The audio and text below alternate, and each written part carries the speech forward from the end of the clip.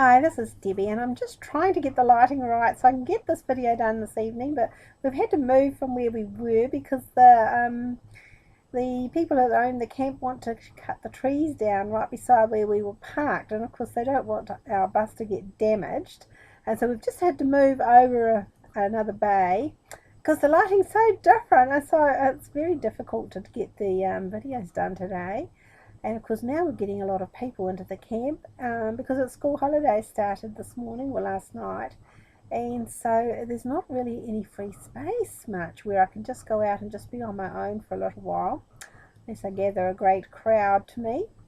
Anyway, we're talking today about doing something when you're thinking big. Too many of us just sit on the side and think, oh, well, I've got this idea, and then they tell the idea to somebody else, and probably that friend might tell somebody else, and guess what? Your idea's gone. Your idea has been developed by somebody who thought big at the time and who was able to bring it into fruition. Well, you don't want to be the victim of many of those ideas because you only get a certain amount of ideas. You've got to start thinking, I can do this myself. And so when you get an idea, it's not really a good thing to share it with somebody who you think might not be able to keep a very good secret. Be very aware of that.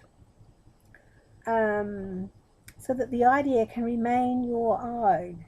And then if you're really keen to get this idea into being, all you have to do is start thinking about it, start writing it down, thinking about what does it entail, what sort of things do I have to do to get to do it, what do I have to learn in order to get to where I could do something with this idea. And look, this is how your mind has got to start to think. Start reading books about people who have had big ideas, people like Donald Trump, who always are thinking big, because what's the use of thinking if you're thinking small? You might as well be thinking big, because everybody has to think.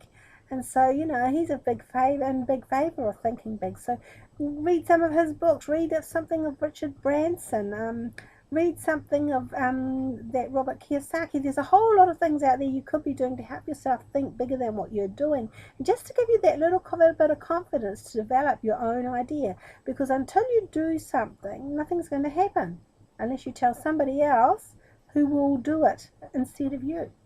So this is what I wanted to talk to you about today, just so that you are aware that this idea that you have now may be the very reason you came to this earth, to put it out there for everybody else.